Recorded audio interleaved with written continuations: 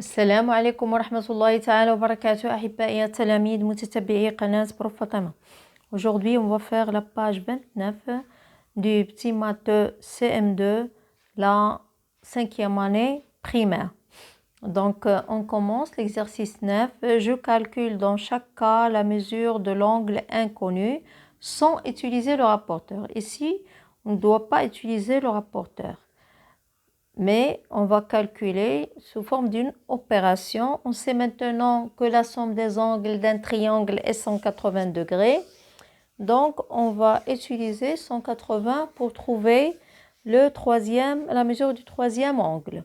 Donc, on a ici 100, on a ici 17. Donc, qu'est-ce qu'on va mettre? On va mettre 180 degrés, 180 moins, on a 100 plus 17. 100 plus 17 égale. Oui, 100 plus 17, c'est 117. Donc 180 moins 117. On a 10 moins 7 égale 3. 8 moins 2 égale 6. 1 moins 1 égale 0. Donc, la mesure de cet angle est 63 degrés. Donc, c'est 63 degrés. On passe au triangle suivant. On a même chose. On va mettre 180 moins 35 plus 21 égale. Donc, 35 plus 21, c'est 56. Donc, 180 moins 56 égale 10 moins 6 égale 4. 8 moins 6 égale 2. 1 moins 0 égale 1. Regardez, c'est un angle qui est obtus. Donc, sa mesure est 124 degrés. 124 degrés. Donc, toujours ici, degré, degré. Pas oublier le degré. Ce sont les mesures des angles. Donc, la mesure, c'est 124 degrés. 124 degrés. Donc, on passe au triangle suivant. Même chose, on a 180 moins 120 degrés plus 35 égale. On a 120 plus 35, c'est 155 degrés. Donc 180 moins 155 degrés. 10 moins 5 égale 5. 8 moins 6 égale 2. 1 moins 1 égale 0. Et cet angle, sa mesure est 25 degrés. C'est un angle qui est aigu. Donc sa mesure est 25 degrés. Et on passe à l'exercice suivant. J'écris dans chaque cas la nature des triangles en justifiant. Donc, on va justifier pourquoi ce triangle, soit il est rectangle, soit il est isocèle, soit il est équilatéral ou bien quelconque. Donc, on justifie pourquoi. Donc, on a BAC égale 25 degrés et ABC égale 130 degrés. Donc, on a la mesure de deux angles ici. ABC est un triangle. Donc, avant de mettre ABC, c'est quoi un triangle? Donc, on va faire une opération pour trouver le nom de ce triangle, bien la nature de ce triangle. Donc, on a 130 plus 25 degrés égale combien? On a 5 et 1.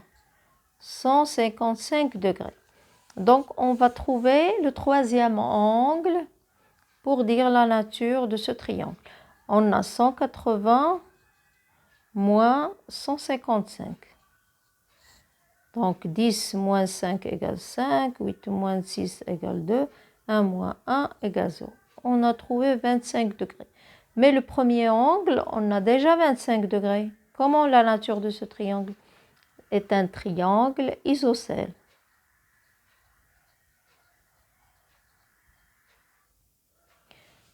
Pourquoi? Car il a deux angles égaux. Car il a deux angles, ou la mesure des deux angles est la même, ou il a deux angles égaux. Deux angles égaux. Deuxièmement, on a EFG 33 degrés et FEG 57 degrés. Comment est ce triangle? Donc toujours j'utilise la même opération pour trouver la mesure du troisième angle. Donc on a 180 moins 57 plus 33. Toujours degrés. Donc, et on cherche combien cet angle il va mesurer. On a 180 degrés, moins, on a ici 10, 8 et 1, 9. Donc, 90 degrés. Donc, c'est un triangle, comment il est? Rectangle. Donc, triangle, rectangle.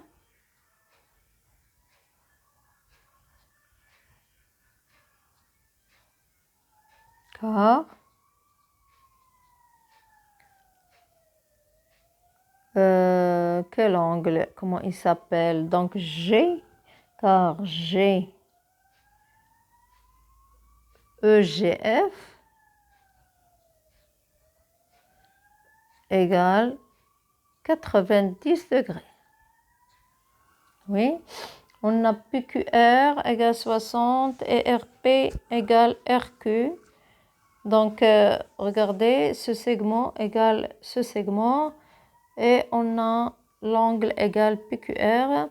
Donc, puisque ces deux côtés sont égaux, donc les angles sont égaux.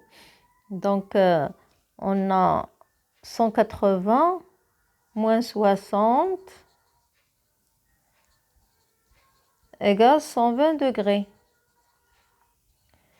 Donc 120 degrés, on va la diviser par 2 car les deux côtés sont égaux. Donc 120 degrés divisé par 2 égale 60 degrés.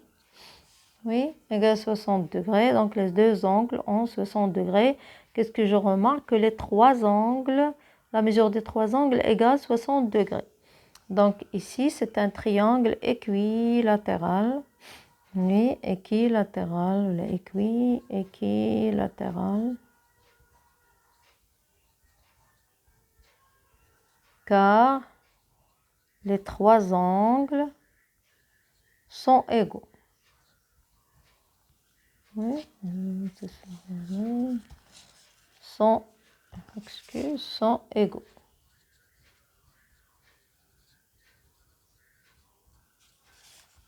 Donc, on passe à l'exercice, ou là, on complète l'exercice.